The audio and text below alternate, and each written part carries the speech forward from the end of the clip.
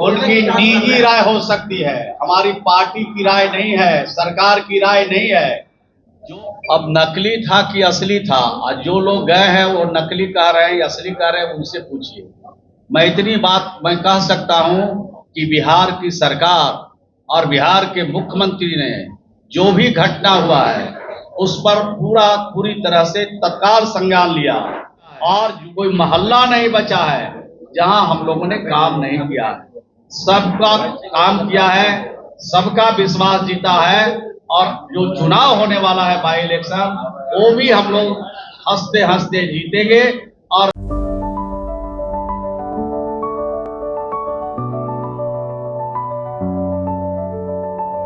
Goal the result. नमस्कार, आप हैं न्यूज़ फॉर नेशन पर। मैं आपके साथ अभिजीत सिंह। भरत तिवारी इनकाउंटर को लेकर खूब सियासत है, वो हो रही है। और वहीं बात करें तो बिहार सरकार के मंत्री श्रवण कुमार कल वहां पर गए थे और उन्होंने कई बयान दिया है, और जो बंदूक है उसे नकली बताया है। तो कहीं ना कहीं अब इसको लेकर जब सवाल किया गया बिहार सरकार के मंत्री श्रवण कुमार से, तो उन्होंने बड़ा बयान दे दिया और उन्होंने निजी बयान बताया और निजी तौर पर गए हैं, पार्टी का स्पष्ट है। और वहीं मुख्यमंत्री सम्राट चौधरी भी इस पर जांच करने का निर्देश है वो दे दिया। और वहीं बांकेपुर सीट पर जो उपचुनाव होना है उसको लेकर भी क्या कुछ करे मंत्री श्रवण कुमार, छोड़ जाते उनके तमाम बयानों के साथ।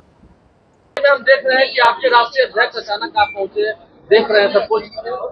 हमारे राष्ट्रीय अध्यक्ष और हम लोग के सम्मान नेता आदरणीय नीतीश कुमार जी के दिशा निर्देश से ही ये कार्यक्रम चल रहा है, और समय समय पर इस कार्यक्रम की गति को, इस कार्यक्रम में क्या हो रहा है, हमारे मिनिस्टर हमारे द्वारा दिए गए निर्देश का पालन कर रहे हैं कि नहीं, ये समय समय पर चेकिंग करते रहते हैं। तो हम लोग का भी हौसला बुलंद होता है, इसलिए अपने नेता के प्रति आभार प्रकट करते हैं कि उनके द्वारा दिए गए निर्देश का हम लोग अच्छा सा पालन कर रहे हैं।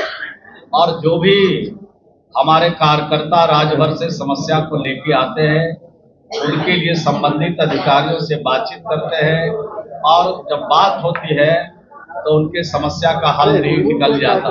सर, एक सवाल है, बांकीपुर चुनाव की घोषणा हो चुकी है और प्रशांत किशोर भी अब चुनाव लड़ने की तैयारी में, घोषणा हो गई। देखिए, जब चुनाव होगा तो हर पॉलिटिकल पार्टी चुनाव लड़ते हैं, उसमें क्या दिक्कत है, लड़ेंगे लोग।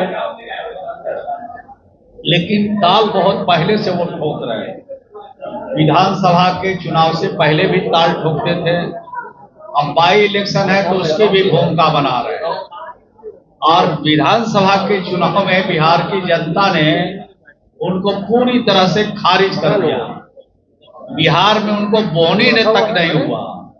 तो और जब बिहार की जनता जानती है कि ये चुनाव जो बाई इलेक्शन है, ये सरकार के कामों के ऊपर चुनाव होता है, और 20 साल नीतीश कुमार जी के शासन और फिर इधर माननीय सम्राट चौधरी जी का शासन में जो काम हुआ है, बिहार में काम हुआ है, इस क्षेत्र में काम हुआ है, पटना के पावन धरती पर सब काम के समीक्षा करते हैं।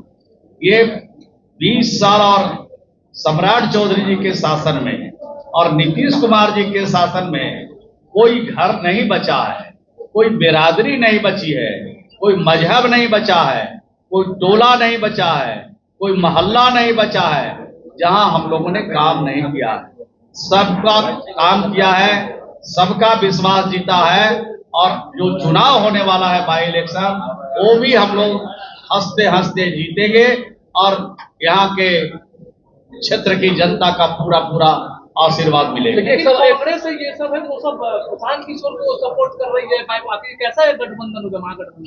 लोढ़ा से खरियान नहीं भरता है। जब जनरल चुनाव में किसी को 2 गो, किसी को 1 गो, किसी को 5 गो जब बिहार की जनता ने दिया, तो ये मिल के हम लोग का कुछ बिगाड़ नहीं सकते हैं। बिहार की जनता मालिक है और इस क्षेत्र की जनता मालिक है। जनता तय करेगी। ये नाम और गठबंधन करने से कुछ फायदा इनको होने वाला लेकिन सर, एक सवाल वो खड़े कर रहे हैं कि नीतीश कुमार को जनता ने मैंडेट दिया था, बीजेपी ने नीतीश कुमार को हटा दिया, अब मौका है बीजेपी को सबक सिखाने का। प्रशांत किशोर बोल रहे हैं। देखिए, वो तो तरह तरह की बात बोलेंगे और उतनी बात का जवाब हम लोग कहाँ से दे पाएंगे। लेकिन इतनी बात मैं कह सकता हूँ कि जो आपने प्रश्न किया ये सही था। नीतीश कुमार जी के नेतृत्व में चुनाव हुआ और नीतीश कुमार जी के नेतृत्व वाली जो चुनाव हुए उसमें बड़ी बहुमत एनडीए को मिला। लेकिन नीतीश कुमार जी ने ही सम्राट चौधरी जी को मुख्यमंत्री बनाया और भाजपा को समर्थन किया नीतीश कुमार जी। तो मैं समझता हूं कि नीतीश कुमार जी का जो काम है, उनका जो विचार है, उनका जो व्यवहार है, वो किसी का कर्जा रखते नहीं है, सुबुद के साथ लौटाते हैं। उसी प्रकार से जितना दिन भाजपा ने उनको समर्थन किया, मदद किया, पूरा सूद दर सूद के साथ उन्होंने लौटा दिया। इसलिए भारत की सबसे पहली बार वो अशोक चौधरी वहां गए, उन्होंने सरकार पर भी सवाल खड़े किए और ये भी वो कह रहे हैं कि उनके परिजनों ने ये बताया कि वो बंदूक था वो नकली था। अब नकली था कि असली था, और जो लोग गए हैं वो नकली कह रहे हैं या असली कह रहे हैं, उनसे पूछिए। मैं इतनी बात मैं कह सकता हूं कि बिहार की सरकार और बिहार के मुख्यमंत्री ने जो भी घटना हुआ है उस पर पूरी तरह से तत्काल संज्ञान लिया और जुडिशियल जांच कराने का आदेश दिया और इम्प्लीमेंट भी किया। और जो हमारे हाई कोर्ट के जो हमारे रिटायर्ड जज हैं वो जा करके वहां पर जांच भी कर रहे हैं। तो जांच होने दीजिए, जांच के बाद फलाफल जब आएगा तो दोषी एक भी बचने वाला नहीं है। चाहे दोषी कोई भी व्यक्ति हो, चाहे सरकारी हो चाहे गैर सरकारी हो, कोई बचने वाला नहीं है। थोड़ा धैर्य रखिए।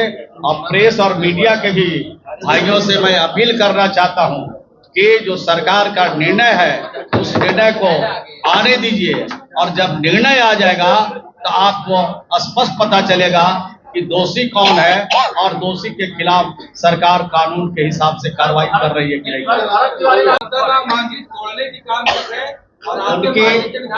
उनकी निजी राय हो सकती है, हमारी पार्टी की राय नहीं है, सरकार की राय नहीं है। जो लोग इस तरह का कृत्य कर रहे हैं उनको समझ बूझ करके बातचीत करना चाहिए या समझ बूझ के बातचीत रखना चाहिए।